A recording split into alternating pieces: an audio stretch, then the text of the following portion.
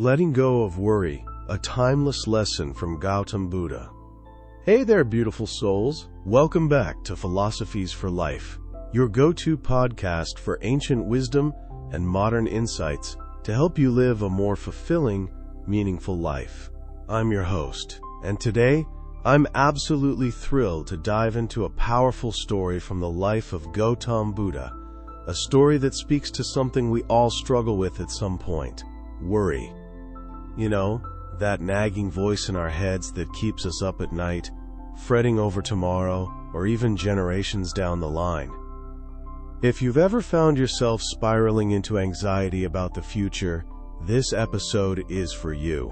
We're going to unpack a timeless lesson from the Buddha himself, reflect on its deeper meaning, and walk away with actionable steps to let go of worry and embrace the present.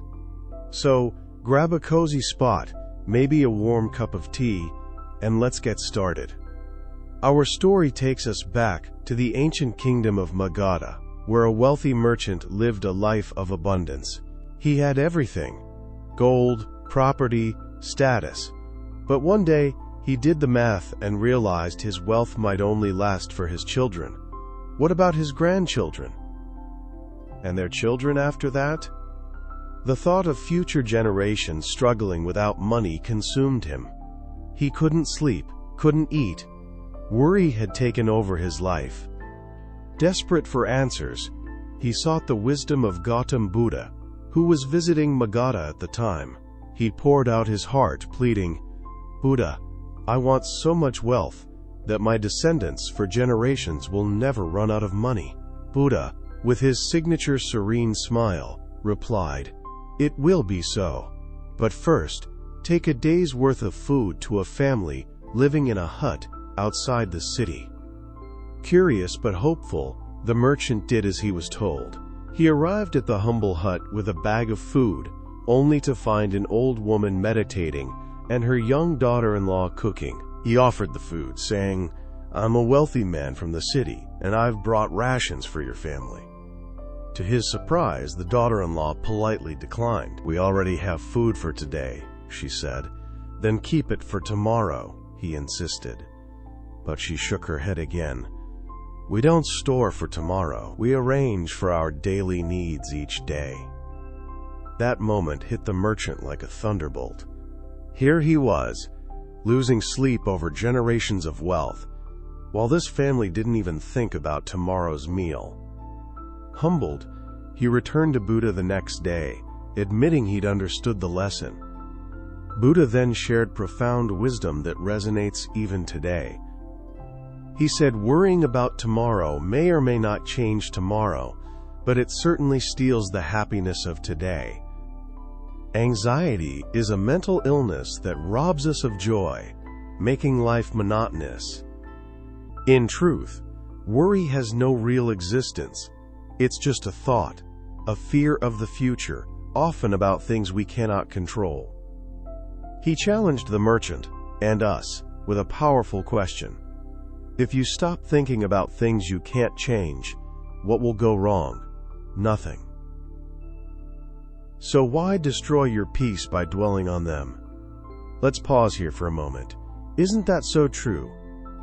How often do we let our minds loop over the same fears, whether it's money, health, or relationships, without realizing that most of the things we worry about never even happen? Buddha's words remind me of a quote by Mark Twain, who once said, "I've had a lot of worries in my life, most of which never happened." Think about that. We exhaust ourselves with imaginary problems, while the present moment, the only thing we truly have, slips away.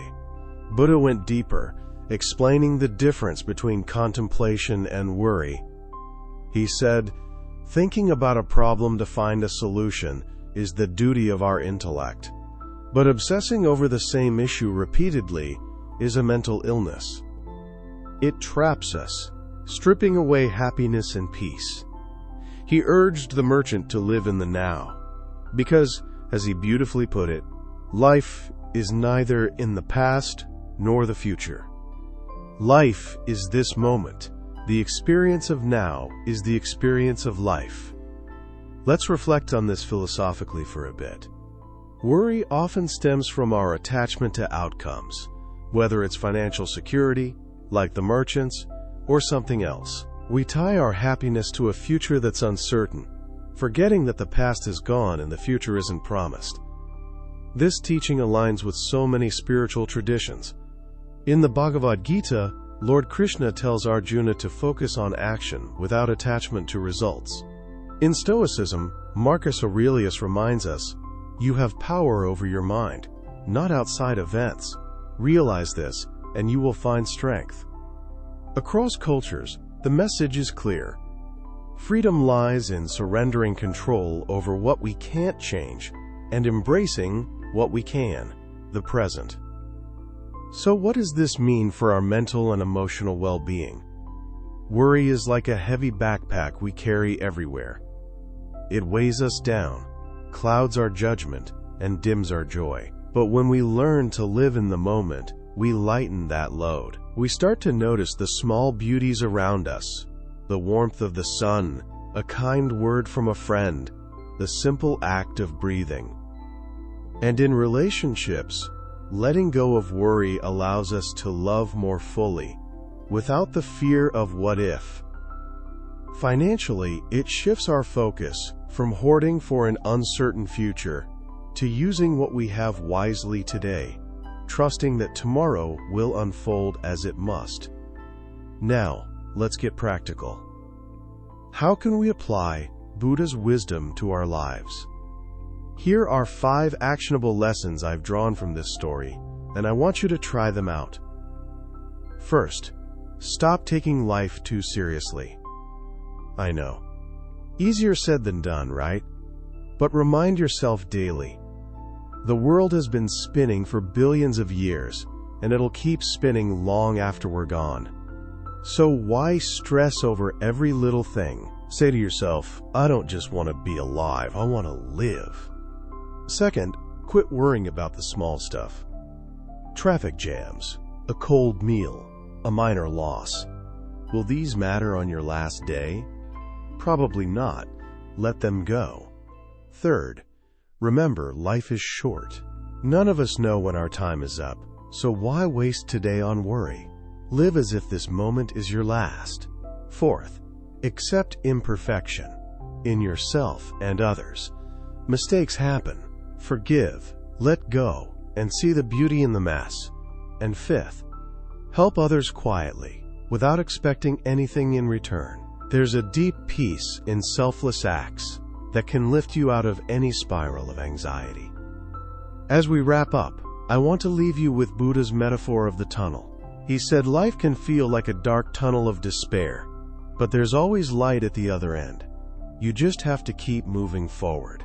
Isn't that powerful? No matter how heavy your worries feel right now, keep going. The light of hope is waiting. So my friends, let's take a deep breath together. Inhale peace, exhale worry. Reflect on this. What's one thing you're worrying about that you can let go of today? How can you live this moment with more joy, more presence? Carry Buddha's wisdom with you. Life is now. Don't let fear of tomorrow steal your today. Until next time, keep shining, keep living, and remember, you've got this. See you in the next episode of Philosophies for Life.